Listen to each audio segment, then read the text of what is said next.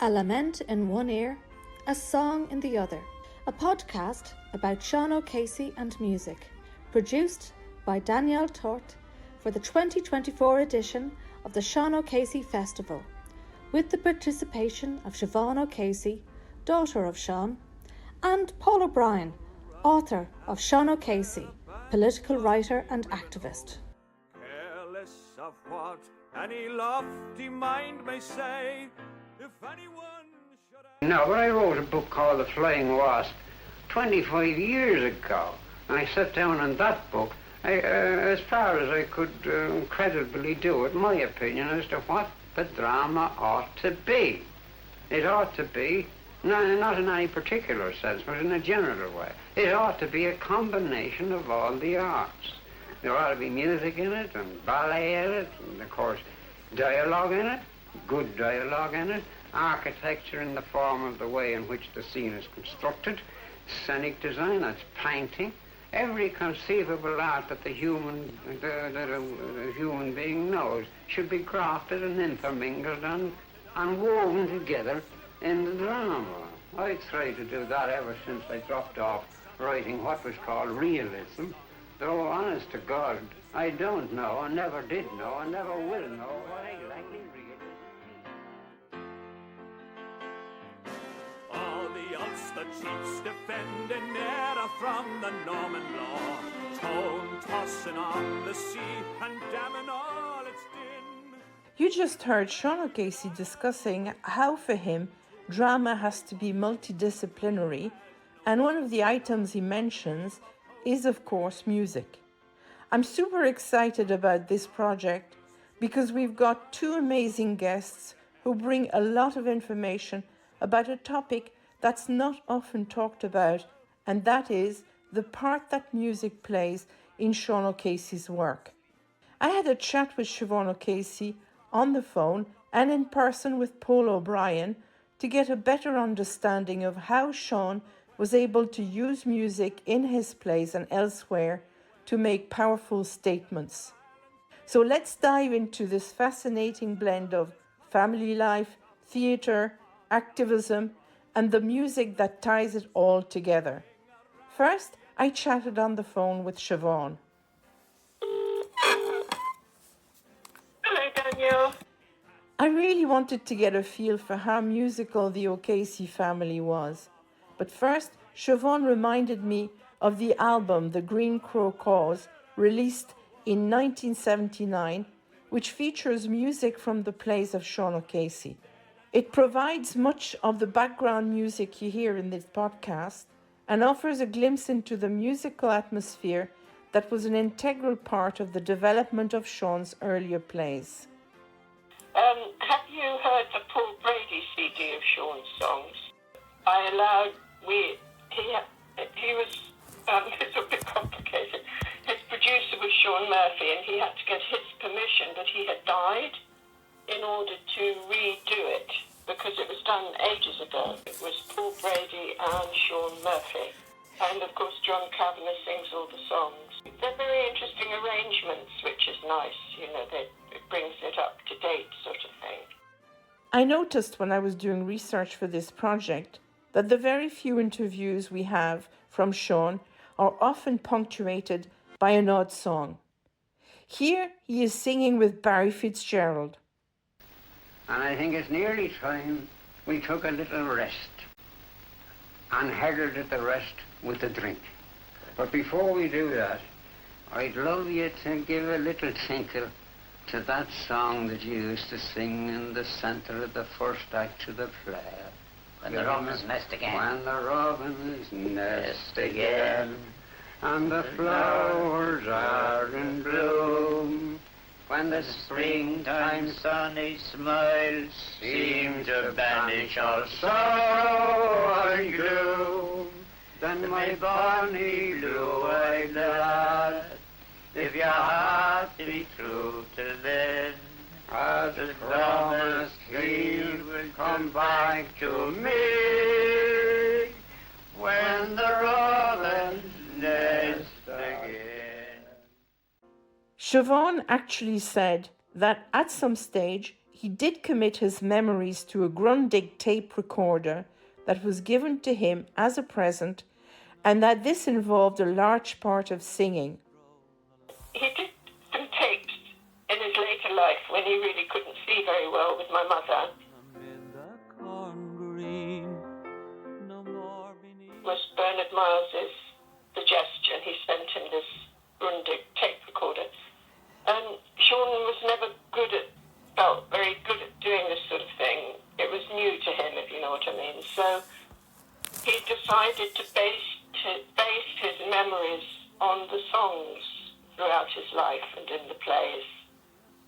And I don't know where these tapes, I know I've got copies of them somewhere, but lots of people, they're all around about, they are in the National Library of Ireland with all his stuff. It would be quite interesting for you, I imagine. And he talks about why he's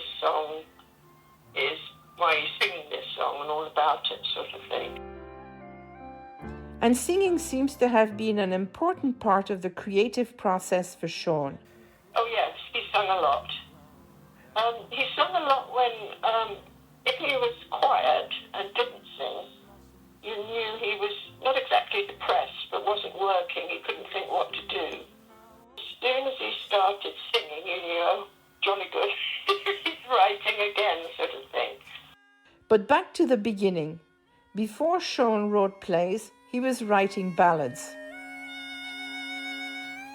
Yes, he used to write ballads when he was young, evidently. Tom Clark was the printer. Do you remember about him?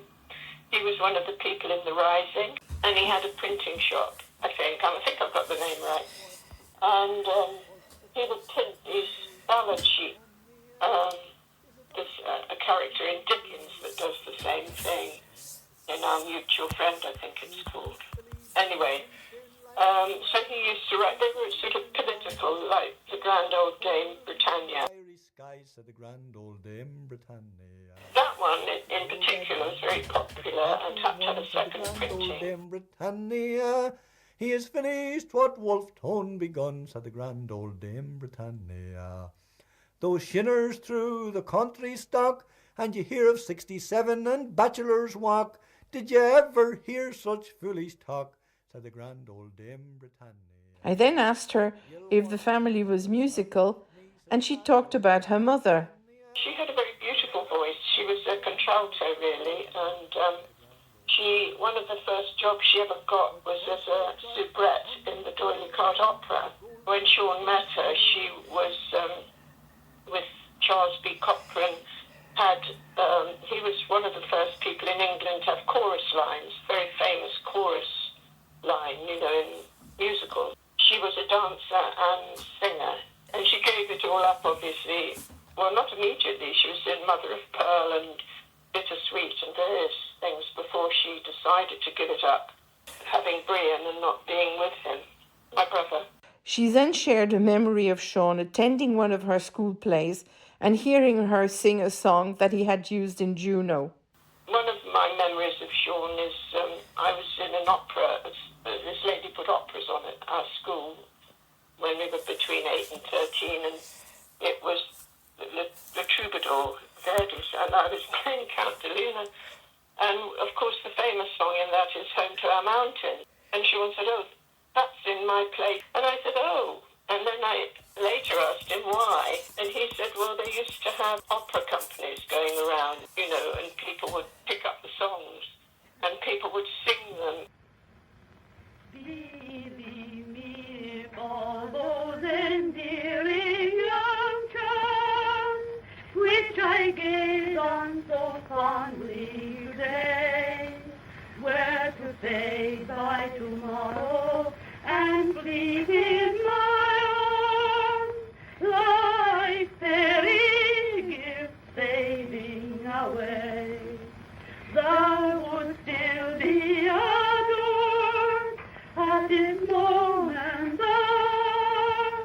Let thy loveliness fade as it will, for around the dear ruin each wish of my heart verdantly chill. Bravo, bravo. Darling kid, darling kid. Oh, Juno, dear, I never seen you in better form. And you too, Mary. It was lovely, lovely. You just heard Sarah Allgood and Kathleen O'Regan singing Home to Our Mountains in the Alfred Hitchcock's version of Juno and the Paycock, released in 1930. We then chatted about the fact that Sean's plays were indeed brimming with songs from the early days and how song and music became more and more important in the later plays. This big later work after The Silver Tassie Within the Gates is almost an opera, it's full of dance and song. Sean's significant exploration into new territory came with The Silver Tassie, a play deeply intertwined with music, as its very title is derived from a song.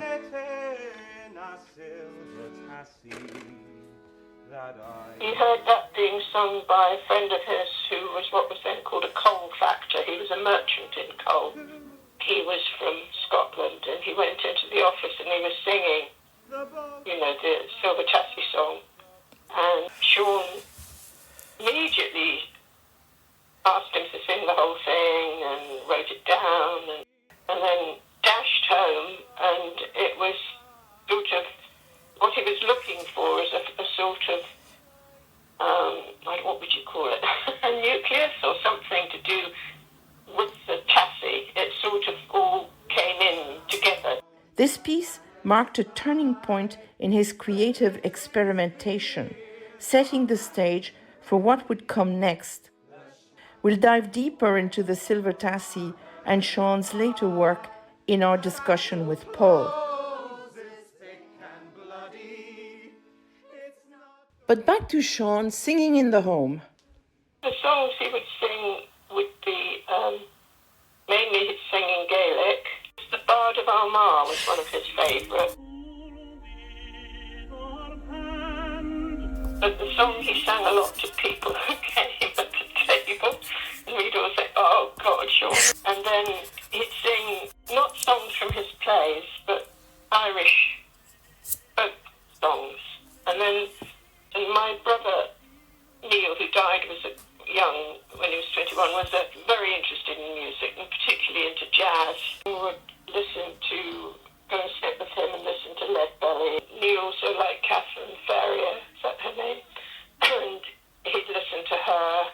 And in a way that us children, particularly Neil and later Neil and Brie, and particularly Neil, he grew to love Mozart, and he'd listen to Mozart and to Beethoven a bit too, but Mozart became his real love, and I think that's because of the melodies in Mozart.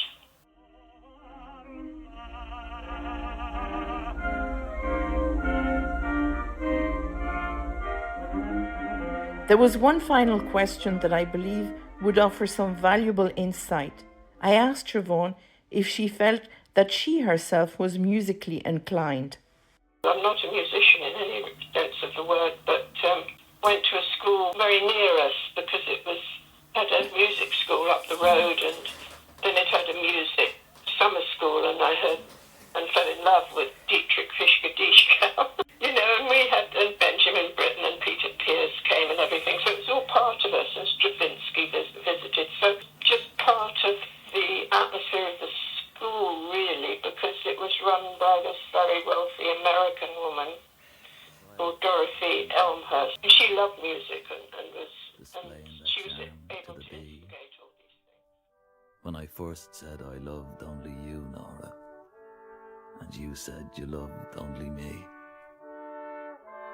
the chestnut blooms gleamed through the glade, Nora. A robin sang loud from a tree. When I first said I loved only you, Nora, and you said you loved only me. So my chat with Shivaun wrapped up on a sweet note with the promise of meeting her for coffee next time she's in Dublin. I was absolutely thrilled. Shivaun O'Casey has played such a big part in my life, but maybe that's a story for another day. Nora, and danced in the breeze on the lea. When I first said I loved only you. After that, I had the pleasure of sitting down with Paul O'Brien, author of Shivaun O'Casey, political activist and writer. We settled into my kitchen for a chat about the history that might have shaped Shivaun's love for ballads even before he went into playwriting. Now, let me tell you, Paul came fully prepared. He pulled out a real vinyl record with Shivaun O'Casey himself reading from his autobiography. On the record, Shivaun sings The Wearing of the Green. And Paul also brought along a first edition of Songs of the Wren, published way back in 1918. It cost just 1 penny at the time. These ballads were to be humorous and sentimental. Well, that's what's written on the cover. Shivaun O'Casey grew up in Dublin in the sort of last couple of years of the 19th century and the first years of the 20th century. What he keyed into was the old Dublin ballad tradition, which, because most of the people, probably up to 40% of the working class of Dublin at that period, in the second half of the 1800s, would have been illiterate. So song was a way in which ideas, and particularly political ideas, educated people. And so song and poetry was very important in working class life at that stage. In most of the pubs, you would have had ballad sessions. Now, Shivaun was never a habitué of pubs. His two brothers were alcoholics, and so he had a hatred, like George Bernard Shaw, he had a hatred of pubs. But he picked up all on that tradition. And what you find in his early writings, before he started writing his plays, is that when he was writing for the Irish Worker, he would always insert a couple of lines of his own poetry or popular songs into his articles in the Irish Worker. And I think what he was trying to do was lighten it, make it more attractive to the audience, the political audience that was reading it. So in terms of his politics, he always, right up to the end, he always believed that song and poetry was an important part of political agitation. This was the way of making it interesting, making it available, particularly to people who didn't have a great education.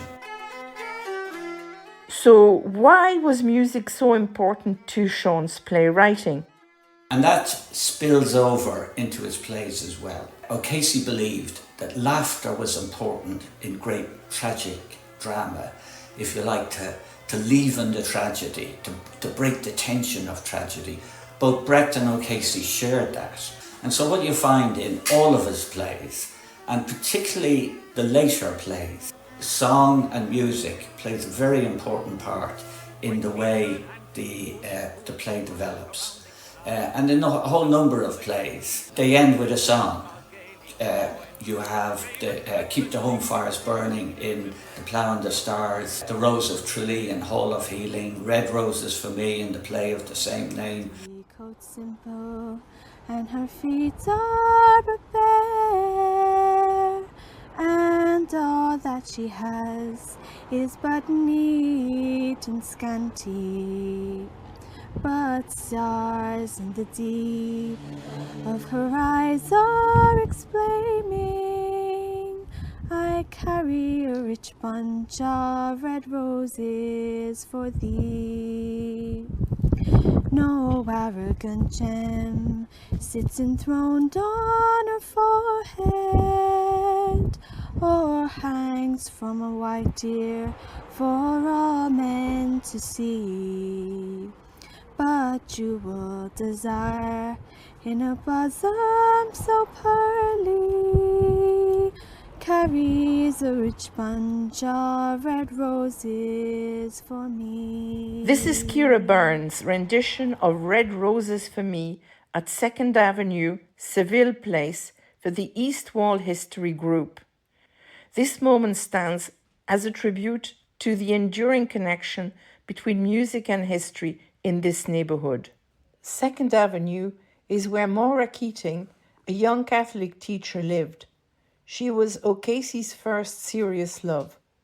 Another example would be the Silver Tassie, which opens in familiar O'Casey territory, a room in East Wall, home of a Docker's family, the Heegans. He made a huge leap in using music in the Silver Tassie.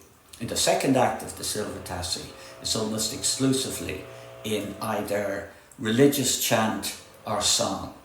Now, the second act is set during the Second World War in a bombed out church in which there is a great howitzer gun facing out. Now, the reason he uses religious themed chant and songs in that is, what O'Casey is saying is that song is, we've abandoned the morality of religion and we've taken up the morality of war. And so you have things, that are based on hymns, things like the Song to the Gun, the Stretcher Bearer's Song, the Surgeon's Song. And so that's how he uses song in that. That whole second act is a musical second act. Paul showed me a first edition of Songs of the Wren, a notable artifact in itself. He also brought something equally rare, perhaps, a recording of Sean reading from his autobiographies, that it features Sean himself performing the wearing of the green. By law forbid to grow on Irish ground, no more St. Patrick's Day we'll keep, our colour dare not be seen, for now there is a cruel law against the wearing of the green. Oh, then if the colour that we wear be England's cruel red, let it remind... So, how did Sean go about adding songs to his plays? So what he would do is he would write verses and then he would take popular airs, like The Man from the Daily Mail is based on The Girl from County Clare.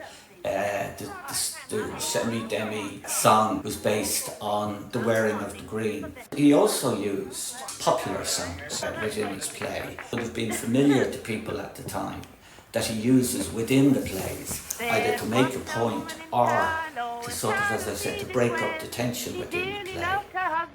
And another man twice as well, with a titty for all the lero, titty for all the lero, titty for all the lero. Now also, if you look at Juno and the Paycock, there's that little, if you like, melodrama that sits at the middle of that play where they believe they have an inheritance, right?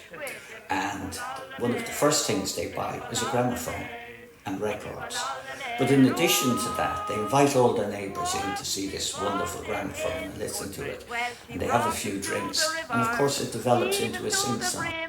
But cute enough, he stepped aside and head for me, she went in with a titty for all the lero, titty for all the day, titty for all the lero. Wasn't she fond of him? And that is the traditional way that working class people entertain themselves. The neighbours would be invited around and a bit of a sing-song would be had. So he brings that tradition of music in the Dublin working class into all of his plays. From there, we naturally veered off into a discussion about Sean O'Casey's politics. We got into how he masterfully used music in his plays. Sometimes he'd use it to highlight the contradictions between the politics of the time and the harsh realities people were living in. Other times, music was his way of pushing forward a particular idea, and this involved discussing O'Casey's pacifism. That if you look at the plays, and particularly if you look at The Plough and the Stars or Juno and the Paycock, what O'Casey is saying is really, this is the wrong war for the working class of Dublin. And that this is particularly true in The Plough and the Stars. If you remember the Pierce type speech that takes place there in the pub, he never appears on the stage. He's off in the distance. And if the metaphor of that is that O'Casey says what's going on over there has no relevance to their lives, which is, poverty and oppression. And he himself, in his later work, if you take Oak Leaves and Lavender, this was a play in support of World War II. He was absolutely for the victory of the Allies in World War II. There was no pacifism in that whatsoever. And if you read his letter, and he writes, I've no time for pacifism. For me, I judge a war on how it will benefit the working class or harm the working class, and my support for war or peace is based on that definition. If it supports progress, I'm for the war. If it doesn't, I'm against the war. So he took a very strong political view of his attitudes towards war. He was neither for war or against war. It all depended on what the outcome or the reason for the war was. Like, he was the strongest supporter you could imagine for the Spanish Civil War. As I said, this was the actions of a man who judged war on a political basis. So going back to how he used songs, ambiguously. Sometimes he used the song, as you say, just to point out the contradictions between, the wearing of the green and people singing it, living in abject poverty. So he uses these contrasts to make a political point. And here are a few examples of this. Did you go to see the show? It's Rose and Piccadilly-o. To feast your eyes and view the prize won by the Orange Lily-o. Holy God, isn't this terrible? Hey ho, the lily-o, the royal lily-o. To feast your eyes. The violets were sent in the woods, Nora displaying their charms to the bee. When I first said I loved only you, Nora, and you said you loved only me. The chestnut blooms gleam through the glade, Nora. Keep the young fires burning while your hearts are yearning. Though your lads are far away, they dream of home. There's a silver lining through the dark clouds shining. Turn the dark. At other times, for instance, in 1918, realising that he'd lost the battle as to whether the Republican movement should support Labour or support nationalism. I mean, this was always a problem in O'Casey's politics. That he either saw the position in Ireland through the eyes of Labour or through the eyes of nationalism. But he could never understand in the way Connolly could that there could be a fusion of the two. Now, it wasn't certain, and Connolly makes clear, it's not certain what the outcome will be. But O'Casey had a different position. He believed that while 1916 was very heroic, it was the wrong war. It should have been the war to liberate the working class. But by 1918, he realised he'd lost that battle in terms of trying to win nationalism over to support for the working class. And he writes an election song for Sinn Féin in the upcoming election, Hurrah for Ireland and Sinn Féin. He saw that Labour had been shunted to the side and Sinn Féin, for this time, dominated Irish politics. And he wanted to have something to say about it. And that's where Songs of the Wren come in. These are all patriotic ballads based on, he takes popular airs, as I said, but they're patriotic ballads. They were published by Fergus O'Connor, who was his publisher.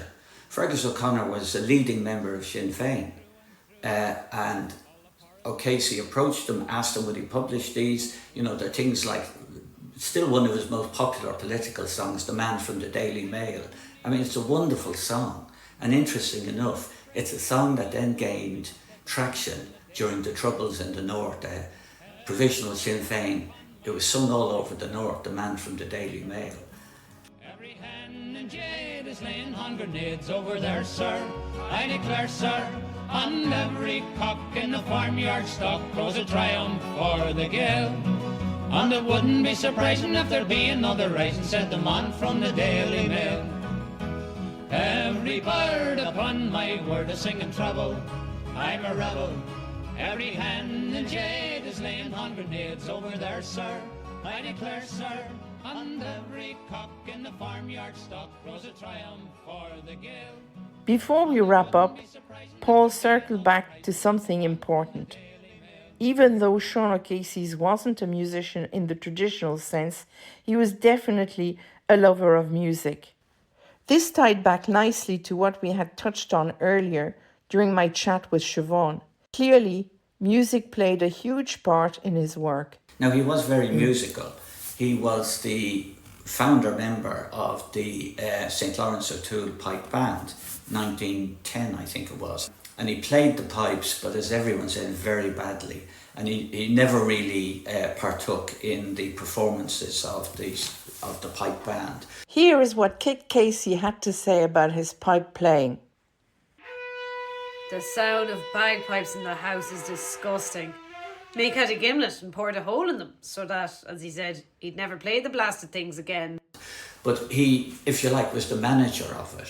He believed in music, as a way of, not just of entertainment, but a way of inspiring people. Music and poetry should inspire people. And that's really, what I think runs through his whole life. I think you were telling me, but I know that in 1955, when he did that program, or a series of programs for RTE, or Radio Éireann as it was at the time, he sings a lament for the late Charles Stewart Parnell. Now, in one of his letters, he describes to somebody that every evening I'd tune in to Radio Éireann, and he said, and listening to those patriotic songs coming from across the water, he said, I'd be so moved, I'd have to move away. All the ballads sung of him in the Dublin streets. I remember about a verse and a chorus of one. He loved old Ireland dearly, aye, and perished in our cause. In fact, he gave his health, his life, his all. And why not raise a monument in memory of our hero? A tribute of respect that would be small. No enemies may frown on our king without a crown. He done his duty to old Ireland well. All our leaders dead, his memory lives instead. The late lamented Charles Stewart Parnell. He himself understood the power of music and song to emotionally reach people, to change people, to inspire people. And I think that's why it was so important that when he started his playwriting, that he incorporated music and song into it, and in particular, popular songs. So when somebody went along to it, they would have known the song. Particularly for a working class audience, to go to the Abbey Theatre, could be a very alienating experience. As we wrapped up our conversation, it felt perfect to reflect on a quote from The Sting and the Twinkle. Shivaun once said, I have found life an enjoyable, enchanting, active, and sometimes terrifying experience, and I have enjoyed it completely. A lament in one ear, maybe, but always a song in the other. It's classic O'Casey. His plays reflect that too, with music often serving as a bittersweet touch. A little tune to dance to while the world crumbles into a state of chassis. The gay heart of Ireland, even where the graves of our great dead lie. We've seen the wedding and the wake, the potting and the fair, the live young frames, the dear old games in the kindly Irish air, and the loud hurroo, we have heard that too, and the thundering clear the way. Ah, gay old Ireland, dear old Ireland, Ireland boys, hooray! Follow yari, eist yori, agus willen yerenilla. Amen.